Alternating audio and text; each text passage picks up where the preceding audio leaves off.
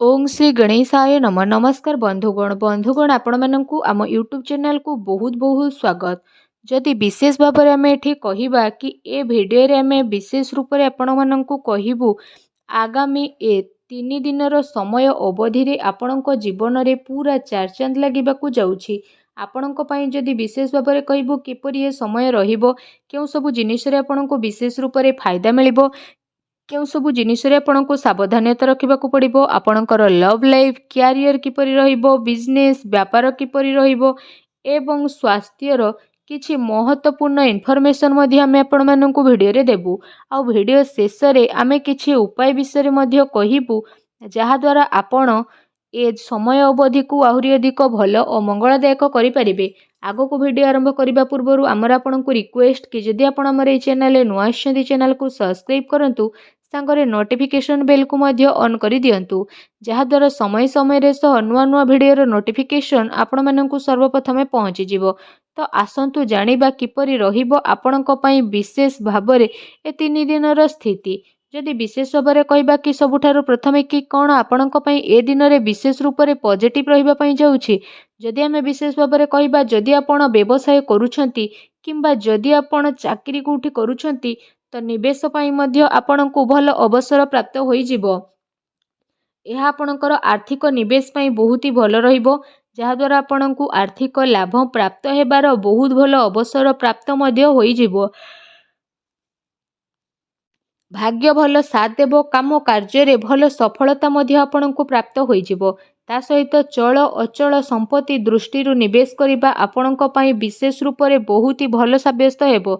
सेथिपई समय आउ परिस्थिति को देखि निवेशर मध्य अवसर बा तलासी आपण नहीं जातु जहा द्वारा आपणको सफलता निहाती प्राप्त हेबो। आउ आर्थिक स्थिति मध्य आपणकर काफी मजबूत होई जिवो।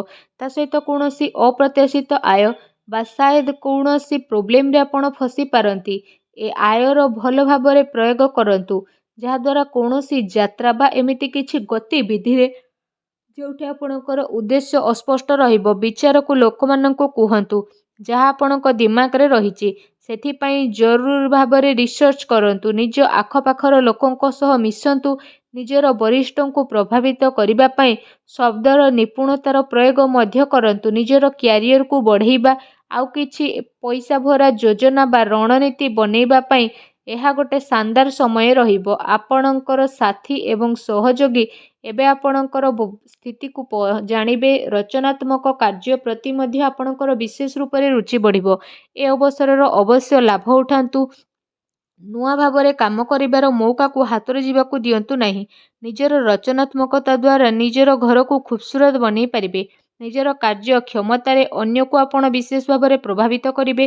कार्य क्षेत्र में लाभर विशेष जोग रही आकस्मिक धन लाभ मध्य समय आपनको विशेष रूप से होई पारे। आसंतु जानिबा आपनको पई कोन नेगेटिव रहिबो।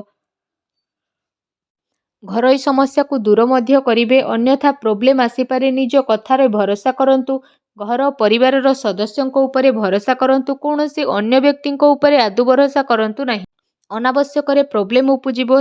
यह सहित पारिवारिक स्थिति आपणकर चिंतापूर्ण रहिबो जहा द्वारा घरे टिके छोट मोट प्रोब्लेम होई पारे। सेथिपई घर और परिवार रे आपसिक सामंजस्य बनै रखिबा पई चेष्टा करंतु जणे आउ जनक उपरे भरोसा करिकी सबु काम को करंतु निजर दायित्व को निभेइबार पूर्ण प्रयास करिकी आपण माता पितांकर संबंध को मधुर बनै रखिबा पई चेष्टा करंतु। एमिति व्यक्ति पाखकु जांतु जहांकु पाखकु जीवा जरूरत रहिछि जेमिति आपणकर भाई भौणी माता पिता बा पड़ोसी सेमानंकु शांति प्रदान करंतु। ए समय रे सांसारिक एवं व्यवहारिक मामला उपरे ध्यान केंद्रित करिबार नाही बरं निजर दृष्टिकोण को बदलैबा एवं नुआ विचार को भाबिबार समय आसीछि। बहुत सारा लोक आपण को नेकी आग को बढ़िबे एहा द्वारा अधिकतर समय मल्टीटास्किंग रे रहिबो बा से सबु की करंतु जहा आपण करूछंती आ आपण को शीघ्र ही सफलता मिलिबो। किछि नुकसान मध्य आपण को ए समय रे मिली पारे जहा आपण को परिवार को प्रभावित करिवो। आपण विचलित मध्य होई जिवे कार्यभार रो अधिकता कारणरू जरूरी कार्य को आपण समय रे सह पूरा करि परिबे नाही। सेथिपई क्रोधर अधिकता मध्य रहिबो। ନକାରାତ୍ମକ ବିଚାର ଠାରୁ ଦୂରେଇ ରୁହନ୍ତୁ ଏବଂ ଅଧିକାରୀଙ୍କ ଠାରୁ ବାଦ ବିବାଦ କରିବା ଠାରୁ ଦୂରେଇ ରୁହନ୍ତୁ। ଏହା ଆପଣଙ୍କ ପାଇଁ ଭଲ ରହିବ। ଆସନ୍ତୁ ଜାଣିବା ଏ ଟାଇମ୍ରେ ଆପଣଙ୍କର ଲଭ୍ ଲାଇଫ୍ କିପରି ରହିବ। ଆପଣଙ୍କୁ ଆପଣଙ୍କର ପ୍ରେମ ଜୀବନରେ ସମ୍ଭାଳିକି ଚାଲିବାର ଆବଶ୍ୟକତା ରହିଛି। କାରଣ ଛୋଟ ମୋଟ କଥା ବି ବଡ଼ ହୋଇପାରେ ଆଉ ତାର ପ୍ରଭାବ ଆପଣଙ୍କର ପ୍ରେମ ଜୀବନରେ ନକାରାତ୍ମକ ରୂପରେ ମଧ୍ୟ ଆସିପାରେ। ଆପଣଙ୍କର ପ୍ରେମ ପାଇବାର ଇଚ୍ଛା ମଧ୍ୟ ପୂରଣ ହେବ ଆଉ ସେ ବ୍ୟକ୍ତି ଆପଣଙ୍କ ଜୀବନରେ ଆସିବେ ଯିଏ ଆପଣଙ୍କୁ ଗୋଟେ ପ୍ରିୟତମ ରୂପରେ ପ୍ରେମ ପ୍ରଦାନ କରିବେ ଆଉ ଫ୍ରେଣ୍ଡସ୍ ରୂପରେ ଆପଣଙ୍କୁ ସାଥ ମଧ୍ୟ ପ୍ରଦାନ କରିବେ। ଏ ଟାଇମ୍ ଆପଣଙ୍କ ଲଭ୍ ଲାଇଫ୍ ପାଇଁ ବହୁତ ହି ଶାନଦାର ଆଉ ବହୁତ ହି ବେଷ୍ଟ ରହିବ। ପ୍ରତିଟି ସ୍ଥିତିରେ ନୂଆ ନୂଆ ମୌକା ଆପଣଙ୍କୁ କହିବାକୁ ଗଲେ ପ୍ରାପ୍ତ ହେବା ପାଇଁ ଯାଉଛି। ଏ ଦିନର ଆପଣଙ୍କୁ ଅବଶ୍ୟ ହିଁ ଲାଭ ଉଠେଇବାର ରହିଛି। ଯଦି କହିବା ଆପଣଙ୍କର ବ୍ୟବସାୟ କ୍ୟାରିୟର ବିଷୟରେ ତା ବିଶେଷ ଭାବରେ ବ୍ୟବସାୟ ଗତିବିଧି ଆପଣଙ୍କର ସଫଳ ହେବ। କାରବାରରେ ବିଶେଷ ଭାବରେ ଧନଲାଭର ସ୍ଥିତି ରହିଛି। ପ୍ରପର୍ଟି ସେୟାର ବଜାରରେ ବିଶେଷ ଭାବରେ ନିବେଶ କରିବା ଆପଣଙ୍କ ପାଇଁ ଲାଭଦାୟକ ରହିବ। ଅନାବଶ୍ୟକ ଖର୍ଚ୍ଚର ଅଧିକତା ରହିବ ଯାହାର କଣ୍ଟ୍ରୋଲ କରିବାର ଆବଶ୍ୟକତା ରହିଛି। ଏହା ସହ ଚାକିରି କରୁଥିବା ବ୍ୟକ୍ତିବିଶେଷଙ୍କ ପାଇଁ ଏ ଦିନ ବହୁତ ଭଲ ରହିବ। ବିଦ୍ୟାର୍ଥୀଙ୍କ ପାଇଁ ଟାଇମିଂ ମିଲାଜୁଲା ରହିବା ପାଇଁ ଯାଉଛି। ତ ଯଦି କହିବା ଆପଣଙ୍କ ପାଇଁ ବିଶେଷ ଭାବରେ ବ୍ୟାପାର ସମ୍ବନ୍ଧିତ କୌଣସି ଯାତ୍ରାରେ ଯିବାର ଯୋଗ ବନୁଛି। କୋର୍ଟ କଚେରୀ ସମ୍ବନ୍ଧିତ କୌଣସି ଭଲ ଖୁସି ଖବର ମଧ୍ୟ ଆପଣଙ୍କୁ ପ୍ରାପ୍ତ ହୋଇପାରେ। ଏହା ସହିତ ଯଦି କହିବା ଯେଉଁ ଲୋକମାନେ ସରକାରୀ କ୍ଷେତ୍ରରେ ଚାକିରି କରୁଛନ୍ତି ତ ସେମାନଙ୍କୁ ଶୀଘ୍ର ହିଁ ସରକାରୀ ସୁଖ ପ୍ରାପ୍ତ ହେବ। ଆପଣଙ୍କର ଆମଦାନୀରେ ବହୁତ ଭଲ ବୃଦ୍ଧି ମଧ୍ୟ ଆଗକୁ ଆସୁଥିବା ଟାଇମ୍ରେ ଦେଖିବା ପାଇଁ ମିଳିବ। ତା ସହିତ ସମୟ ଆପଣଙ୍କ କ୍ୟାରିୟର ପାଇଁ ବହୁତ ହି ଅନୁକୂଳ ରହିବ ଆଉ ଆପଣଙ୍କୁ ସରକାରୀ କ୍ଷେତ୍ରରେ କାଫି ଫାଇଦା ମଧ୍ୟ ହେବ। ଆପଣ ଆପଣଙ୍କର କାର୍ଯ୍ୟ ପାଇଁ ସ୍ୱୟଂ ଉପରେ ଭରସା କରିକି ରହିବାକୁ ପଡ଼ିବ। ବେରୋଜଗାରଙ୍କୁ ରୋଜଗାର ନୂଆ ଅବସର ମଧ୍ୟ ପ୍ରାପ୍ତ ହେବ। ବ୍ୟାପାର ଧନ୍ଦାରେ ବହୁତ ଭଲ ଲାଭ ମିଳିବାର ସମ୍ଭାବନା ରହିଛି। କିନ୍ତୁ ଅନାବଶ୍ୟକ ଖର୍ଚ୍ଚର ଯେହେତୁ ଅଧିକତା ରହିବ ତେଣୁ ଟିକେ ସାବଧାନ ରୁହନ୍ତୁ। ଯଦି କହିବା ଏ ସମୟରେ ଆପଣଙ୍କ ସ୍ୱାସ୍ଥ୍ୟ କିପରି ରହିବ ତ ସ୍ୱାସ୍ଥ୍ୟରେ କୌଣସି ପ୍ରକାରର ସ୍ୱାସ୍ଥ୍ୟ ରିଲେଟେଡ୍ ଗମ୍ଭୀର ସମସ୍ୟାର ସାମ୍ନା କରିବା ପାଇଁ ବିଶେଷ ରୂପରେ ପଡ଼ିପାରେ।